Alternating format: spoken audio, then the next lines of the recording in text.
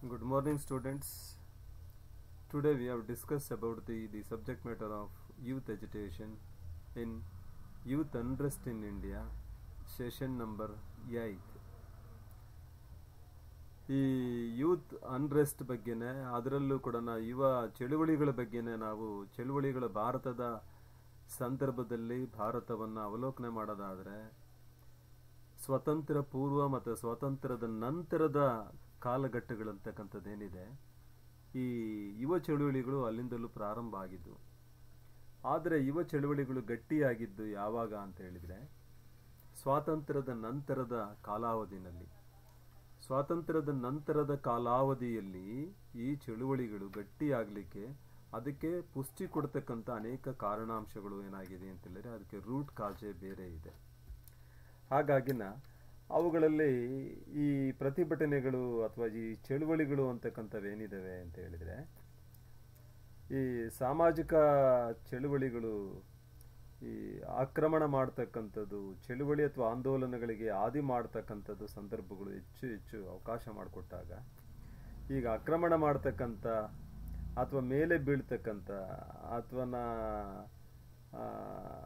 Aggressive ಅಂತ ಹೇಳಿದ್ರೆ ಉದ್ರೇಕಿಸ್ತಕ್ಕಂಥ ಏನಿದ್ದಾವೆ ಅಕ್ರಮಕಾರಿಗಳಾಗಿರ್ತವೆ, ಅಭಿಪ್ರಾಯಪಟ್ಟಂತೆ ಆಕ್ರಮಣ ಮಾಡುವ ಒಬ್ಬ ಇಲ್ಲವೇ ಕೆಲವಾರು ವ್ಯಕ್ತಿಗಳು ಆಘಾತಗೊಳಿಸಿ ಇಲ್ಲವೇ ಗಾಯಗೊಳಿಸ್ತಕ್ಕಂಥ ಗುರಿಯನ್ನು ಹೊಂದಿರತಕ್ಕಂಥ ವರ್ತನೆಗಳೇನಿದ್ದಾವೆ, ಅದು ಡೇವಿಡ್ ಮೈಕ್ಸರ್ ಅವರವರೇನಾಗಿ ಅಭಿಪ್ರಾಯಪಟ್ಟಂತೆ ಏನು ಹೇಳ್ತಾರೆ ಅಂದರೆ, ಆಕ್ರಮಣ ಮಾಡುವ ಒಂದು ಘಾಸಿಗೊಳಿಸ್ತಕ್ಕಂಥ ಆಘಾತಗೊಳಿಸ್ತಕ್ಕಂಥ ಇಲ್ಲವೇ ನಿರ್ಮಾಣ ಮಾಡುವ ಒಂದು ಶಾರೀರಿಕ ಇಲ್ಲವೇ ಮೌಖಿಕ ವರ್ತನೆ ಆಗಿರುತ್ತೆ ಇದು ಅಂತಂದೇಳಿ ಹೇಳ್ತಾರೆ.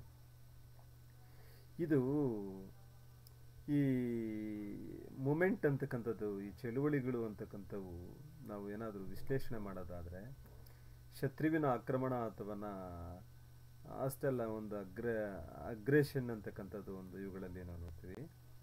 ಹಾಗೆ ಸಾಧನಗಳಾಗಿರುವ ಆಕ್ರಮಣ ಮತ್ತು ಅಥವಾ ಉಪಕರಣವಾಗಿರ್ತಕ್ಕಂಥ ಆಕ್ರಮಣ ಅಥವಾ ಒಂದು ಇನ್ಸ್ಟ್ರೂಮೆಂಟಲ್ ಅಗ್ರೆಷನ್ ಅಂತಕ್ಕಂಥದ್ದು ಕೂಡ ನೋಡ್ತೀವಿ. ಇಲ್ಲಿ ಚಳುವಳಿಗೆ ನಾವು ವಿಷಯವನ್ನು ನಾವು ತಗೊಂಡ್ರೆ, ಚಳುವಳಿಯ ಸಂದರ್ಭಗಳನ್ನು, ಚಳುವಳಿಯ ಸ್ವರೂಪಗಳನ್ನು ನಾವು ತಗೊಂಡ್ರೆ ಆ ಚಳುವಳಿಗಳು ನಿರ್ದಿಷ್ಟ ಸಮೂಹದ ಒಂದು ಜನರು ತಮಗಾಗಿ ತೊಂದರೆ, ತಾಪತ್ರಾಯಗಳು, ಅನ್ಯಾಯಗಳು, ಅಧಿಕಾರದಲ್ಲಿರುವವರ ಒಂದು ಗಮನಕ್ಕೆ ತರ್ತಕ್ಕಂಥ ಒಂದು ಸದುದ್ದೇಶದಿಂದ ಕೂಡಿರುತ್ತೆ. ಈಗ ಯಾರ ಪವರ್ ಇದೆ, ಆ ಪವರ್ ಇರ್ತಕ್ಕಂಥವ್ರು ಏನಾಗಿದೆ ಅಂತಂದು ಹೇಳಿದ್ರೆ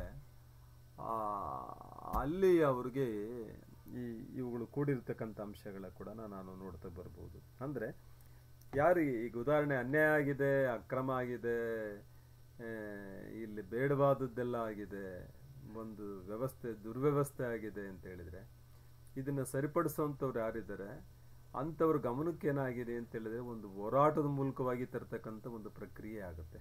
ಅದೇ ಒಂದು ಚಳುವಳಿಗಳು ಅಂತಂದು ಹೇಳಿ ನಾವು ನೋಡ್ಬೋದು.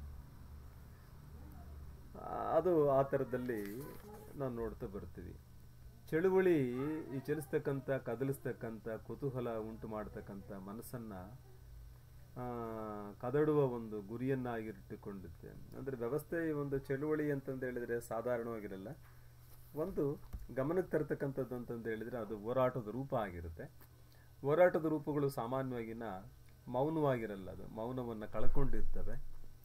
ಹಾಗಾಗಿನ ಆ ಸಂದರ್ಭಗಳು ಮತ್ತು ಸನ್ನಿವೇಶಗಳು ತುಂಬ ಅದಕ್ಕೆ ಒತ್ತನ್ನು ಕೊಟ್ಟು ತನ್ನ ಗುರಿಯನ್ನು ಸಾಧನೆ ಮಾಡಲಿಕ್ಕೆ ಏನಾಗಿದೆ ಅಂತಂದು ಹೇಳಿದರೆ ಆ ಹಿನ್ನೆಲೆಯಲ್ಲಿ ಹೋಗ್ತವೆ ಅಂತಂದೇಳಿ ನಾವು ನೋಡ್ಬೋದು. ಹಾಗೆ ಈ ಈ ಮೂಮೆಂಟ್ ಅಂತಕ್ಕಂಥದ್ದು ನಾವೇನು ಹೇಳ್ತೀವಿ, ಈ ಸಾಮೂಹಿಕ ಚಟುವಟಿಕೆ ಅಂತಂದೇಳಿ ಟರ್ನರ್ ಅಂಡ್ ಕಿಲ್ಲಿಯನ್ನರ್ ಅವರು ಅಭಿಪ್ರಾಯ ಪಡ್ತಾರೆ. ಈ ಸಾಮಾಜಿಕ ಆಂದೋಲನ ಸಮಾಜದಲ್ಲಿ ಇಲ್ಲವೇ ಸಮಾಜದ ಒಂದು ಭಾಗವಾಗಿರುವ ಸಮೂಹದಲ್ಲಿ ಆಗಬೇಕಾಗಿರುವ ಒಂದು ವರ್ತನೆಯನ್ನು ಉತ್ತೇಜಿಸ್ತಕ್ಕಂಥದ್ದು ಇಲ್ಲಿ ನಾವು ನೋಡ್ತಾ ಬರ್ತೀವಿ. ಅಂಥ ಚಟುವಟಿಕೆಗಳು, ಅಂಥವುಗಳನ್ನೇ ನಾವಿಲ್ಲಿ ಚಳುವಳಿಗಳು ಅಂತಂದೇಳಿ ಕರಿಬಹುದು ಅಂತೇಳಿ ಅವರು ಹೇಳ್ತಾರೆ. ಅಂದರೆ ಪ್ರಾರಂಭಿಸುವ, ಸಂಘಟಿಸುವ, ಪೋಷಕವಾಗುವ ಒಂದು ಸಾಮಾಜಿಕ ಕ್ರಿಯೆಯಾಗಿರುತ್ತೆ ಅಂತಂದೇಳಿ ಅವ್ರು ಹೇಳ್ತಾ ಹೋಗ್ತಾರೆ. ಆಮೇಲೆ ಇದಕ್ಕೆ ಒಂದು ಆದರ್ಶ ಅಂತ ಇರುತ್ತೆ. ಚಳುವಳಿಗೆ ಬಹಳಷ್ಟು ಸಾಮಾನ್ಯವಾಗಿನ ಒಂದು ಒಂದು ಮೌಲ್ಯಗಳಿರ್ತವೆ. ಚಳುವಳಿ ಮಾಡ್ತಾರೆ ಅಂತ ಹೇಳಿದರೆ ಅದು ಸತ್ಯದ ಕಡೆ, ನ್ಯಾಯದ ಕಡೆ, ನೀತಿ ಕಡೆ, ಸಮಾಜದ ಒಳಿತಿನ ಕಡೆ, ಸಮಾಜ ಗಟ್ಟಿತನದ ಕಡೆ ಏನಾಗಿದೆ ಅಂತ ಹೇಳಿದರೆ ಒಂದು ಆದರ್ಶ ಇರುತ್ತೆ. ಆದರ್ಶ ಇಟ್ಟುಕೊಂಡು ಏನಾಗಿದೆ ಇವೆಲ್ಲ ಆಗ್ತವೆ ಅಂತಂದೇಳಿ. ಆಮೇಲೆ ಇನ್ನೊಂದು ರೀತಿಯಲ್ಲಿ ಸಾಮಾಜಿಕ ಪರಿವರ್ತನೆಯ ಒಂದು ಹೆಗ್ಗುರಿ ಇರುತ್ತೆ. ಒಂದು ಸೋಷಿಯಲ್ ಚೇಂಜಸ್ ಅಂತಕ್ಕಂಥದ್ದು ಏನಿದೆ, ಆ ಸೋಷಿಯಲ್ ಚೇಂಜಸ್ ಅಂತಕ್ಕಂಥದ್ದು ತುಂಬ ಒಂದು ಹೆಗ್ಗುರಿಯಾಗಿರುತ್ತೆ. ಆ ಹೆಗ್ಗುರಿ ಏನಿದೆ ಅದು ಟೋಟಲಿ ಚೇಂಜ್ ಆಗ್ತಕ್ಕಂಥದ್ದನ್ನು ನಾವು ನೋಡ್ತಾ ಬರ್ತೀವಿ. ಈ ಒತ್ತಡ ಮತ್ತು ಸಮೂಹಗಳು, ಈಗ ಪ್ರೊಫೆಷನರಿ ಗ್ರೂಪ್ ಅಂತಕ್ಕಂಥದ್ದು ಏನಿದೆ, ಈ ತನಗೆ ಲಾಭದಾಯಕವಾಗದಿರಲಿ ಎಂಬುದಾಗಲಿ ಅಪೇಕ್ಷಿಸುವ ಸಮೂಹವಾಗಿರ್ತಕ್ಕಂಥದ್ದಾಗಲಿ, ಚಳುವಳಿ ಯಾವಾಗಲೂ ಒತ್ತಡ ಸಮೂಹ ಇರ್ಬೋದು, ಇಲ್ಲದೆಲೂ ಇರ್ಬೋದು. ಚಳುವಳಿ ಒಂದು ಸಾಮಾಜಿಕ ಆಂದೋಲನಗಳ ನಡುವೆ ವ್ಯತ್ಯಾಸಗಳು ಇರತಕ್ಕಂಥದ್ದು ನೋಡ್ತಾ ಬರ್ತೀವಿ. ಎಲ್ಲ ಆಂದೋಲನಗಳು ಸಹ ಚಳುವಳಿಯ ರೂಪ ಪಡಿಬೇಕು ಎಂಬುದು ಇಲ್ಲ. ಎಲ್ಲ ಆಂದೋಲನಗಳು ಸಹ ಚಳುವಳಿಗಳ ರೂಪ ಪಡಿಬೇಕು ಅಂತಕ್ಕಂಥದ್ದೇನಿಲ್ಲ. ಆಂದೋಲನ ಜನಜಾಗೃತಿ ಮೂಡಿಸ್ತಕ್ಕಂಥದ್ದು. ಜನಜಾಗೃತಿ ಮೂಡಿಸ್ತಕ್ಕಂಥವು ಎಲ್ಲವನ್ನೂ ಚಳುವಳಿಯ ರೂಪ ಪಡಿಬೇಕು ಅಂತಕ್ಕಂಥದ್ದೇನಿಲ್ಲ. ಹಾಗೆ ಹಲವಾರು ಸಾಮಾಜಿಕ ಆಂದೋಲನಗಳು ಶಾಂತಿಯುತವಾಗಿರ್ತವೆ. ಉದಾಹರಣೆ, ಮಹಿಳಾ ಸ್ವಾತಂತ್ರ್ಯ ಇರ್ಬೋದು, ಆಮೇಲೆ ಆಂದೋಲನ, ಆಮೇಲೆ ಮದ್ಯಪಾನ ನಿಷೇಧ ಇರ್ಬೋದು ಆಂದೋಲನ, ಓಕೆ, ಆಮೇಲೆ ಅಣುಶಕ್ತಿ ವಿರೋಧ ಆಂದೋಲನ ಇರ್ಬೋದು. ಇವೆಲ್ಲ ಸಾಮಾನ್ಯವಾಗಿನ ಒಂದು ಸಿಸ್ಟಮೆಟಿಕಲ್ ಆಗಿರ್ತಕ್ಕಂಥ ಅಂಶವನ್ನು ನಾವು ನೋಡ್ತಾ ಬರ್ತೀವಿ. ಈ ಯುವಜನ ಚಳುವಳಿಗಳು ಯಾವುದೇ ವ್ಯಕ್ತಿಗಳನ್ನು ಘಾಸಿಗೊಳಿಸುವ ಇಲ್ಲವೇ ಸಾರ್ವಜನಿಕ ಆಸ್ತಿಪಾಸ್ತಿಗಳನ್ನು ಧ್ವಂಸ ಮಾಡತಕ್ಕಂಥ ಚಟುವಟಿಕೆಯಾಗಿರದೆ ಅದೊಂದು ಪ್ರತಿಭಟನೆ ಮಾಡತಕ್ಕಂಥ ಯುವಕರ ವರ್ತನೆ ಆಗಿರುತ್ತೆ ಅಂತೇಳಿ ನಾವು ನೋಡ್ತಾ ಬರ್ಬೋದು. ಓಕೆ, ಅಂಥ ವರ್ತನೆಗಳು, ಅದರ ಪ್ರೋಸೆಸ್, ಅದರ ಗ್ರೋತ್ ಸ್ಟೇಜಸ್ ಅಂತಕ್ಕಂಥದ್ದನ್ನು ನಾವು ಹೇಗೆ ಬರುತ್ತೆ ಅಂತಕ್ಕಂಥದ್ದು ಅಂಶಗಳನ್ನು ನಾವು ನೋಡ್ತಾ ಬೋದು. ವಿದ್ವಾಂಸಕಾರಿ ಪ್ರೇರಣೆಯಿಂದ ಪ್ರೇರಿತವಾಗಿ ಆಗಿರೋದಿಲ್ಲ. ಆಶಾಭಂಗಗಳಿಗೆ ಪ್ರತಿಕ್ರಿಯಿಸ್ತಕ್ಕಂಥ ಹುಟ್ಟಿನಿಂದಲೇ ಬಂದಿರತಕ್ಕಂಥ ಗುಣವೂ ಆಗಿರೋದಿಲ್ಲ. ಅಂದರೆ ಯುವಕರ ಚಳುವಳಿ ವಿವಿಧ ರೂಪಗಳನ್ನು ಪಡೆದಿರುತ್ತೆ ಅಂತ ಹೇಳಿದರೆ, ಈ ಪ್ರದರ್ಶನಗಳು ಅಂತ ಹೇಳಿದರೆ ಡೆಮಾನ್ಸ್ಟ್ರೇಷನ್ ಥರದಲ್ಲಿ ನಾವು ನೋಡ್ತೀವಿ. ಹೇಗಿರುತ್ತೆ ಅಂತ ಹೇಳಿದರೆ ಡೆಮಾನ್ಸ್ಟ್ರೇಷನ್ ಥರದಲ್ಲಿ ಇರುತ್ತೆ ಅಂತಂದೇಳಿ. ಆಮೇಲೆ ಅದರಲ್ಲಿ ಹೇಗಿರುತ್ತೆ ಅದರ ರೂಪಗಳು ಅಂತಂದು ಹೇಳಿದರೆ, ಸಾಮಾನ್ಯವಾಗಿ ಜನಕ್ಕೆ ಒಂದು ದೊಡ್ಡ ಗುಂಪು ಕಾಣುತ್ತೆ. ಇಲ್ಲಿ ಜನ ಸೇರಿದ್ದಾರೆ, ಇಲ್ಲಿ ಯಾವುದೋ ಒಂದು ಧ್ವನಿ ಎತ್ತುತ್ತಾ ಇದೆ, ಆ ಧ್ವನಿ ಎತ್ತೋದಕ್ಕೆ ಎಲ್ಲರೂ ಜೈಕಾರ ಆಗ್ತಾ ಇದ್ದಾರೆ, ಅದಕ್ಕೆ ಸಪೋರ್ಟ್ ಮಾಡ್ತಾ ಇದ್ದಾವೆ ಆ ಧ್ವನಿಗಳೆಲ್ಲನ. ಅಂದರೆ ಆ ಥರದಲ್ಲಿ ಒಂದು ಡೆಮಾನ್ಸ್ಟ್ರೇಷನ್ ಥರದಲ್ಲಿ ಇರುತ್ತೆ. ಆಮೇಲೆ ಘೋಷಣೆ ಕೂಗ್ತಕ್ಕಂಥದ್ದನ್ನು, ಸ್ಲೋಗನ್ಸು, ಈ ಶೌಟಿಂಗ್, ಸಾಮಾನ್ಯವಾಗಿನ ಘೋಷಣೆ ಅಂತೇಳಿದ್ರೆ ಸ್ಲೋಗನ್ಸ್ ಕೂಗ್ತಕ್ಕಂಥದ್ದು. ಅಂದರೆ ವಿ ವಾಂಟ್ ಅಂತ ಹೇಳಿದರೆ ಜಸ್ಟಿಸ್ ಅಂತಂದೇಳಿ, ವಿ ವಾಂಟ್ ಜಸ್ಟಿಸ್ ಅಂತ ಹೇಳಿ. ಈ ಥರದಲ್ಲಿ ಯಾವುದಕ್ಕಾಗಿ ಅಂತ ಹೇಳಿದರೆ ಬೇಕು ನ್ಯಾಯಕ್ಕಾಗಿ ಹೋರಾಟ ಅಂತೇಳಿ. ಆಮೇಲೆ ಮುಷ್ಕರಗಳು ಸಾಮಾನ್ಯವಾಗಿ ಹೇಗಿರ್ತವೆ ಅಂತ ಹೇಳಿದರೆ, ಮುಷ್ಕರಗಳು ಅಂದರೆ ಸ್ಟ್ರೈಕ್ಸ್. ಆಮೇಲೆ ಇನ್ನು ಯಾವ ಥರದಲ್ಲಿ ಇರ್ತವೆ ಅಂತ ಹೇಳಿದರೆ ಉಪವಾಸ ಮಾಡ್ತಕ್ಕಂಥ ಮುಷ್ಕರಗಳಾಗಿರ್ಬೋದು, ಈ ಹಂಗರ್ ಸ್ಟ್ರೈಕ್ಸ್ ಅಂತ ಹೇಳಿ ನಾವು ಕರಿತೀವಿ.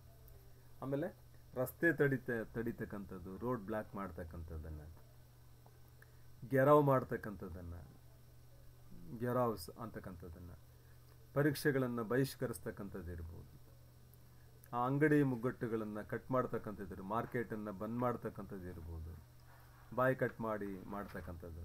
ಯುವಜನ ಚಳುವಳಿಗಳು ಇದು ಈ ರೀತಿಯಲ್ಲಿ ಒಂದು ಪೂರ್ವ ಸ್ಥಿತಿಗಳಲ್ಲಿ ಇರತಕ್ಕಂಥ ಪ್ರೀ ಕಂಡೀಷನ್ಸ್ ಸಿಚುಯೇಷನ್ ಈಗಿರುತ್ತೆ ಅಂತಂದೇಳಿ. ಈ ರಚನೀಯ ಆಯಾಸ ಅಥವಾ ಸ್ಟ್ರಕ್ಚರಲ್ ಇದು ಈ ಥರದಲ್ಲಿ ಇರುತ್ತೆ ಅಂತಕ್ಕಂಥ ಅಂಶವನ್ನು ಯುವಜನ ಇವ್ರಿಗೆ ಈಗ ಕಾರ್ಯಗಳು ಹೇಗಿರ್ತವೆ, ಯುವಜನ ಚಳುವಳಿಯ ಕಾರ್ಯಗಳು ಅಂತ ಹೇಳಿದರೆ ಪ್ರಜ್ಞೆ ಮತ್ತು ಐಕ್ಯತೆ, ಒಗ್ಗಟ್ಟನ್ನು ಮೂಡಿಸ್ತಕ್ಕಂಥದ್ದನ್ನು ಇರ್ಬೋದು,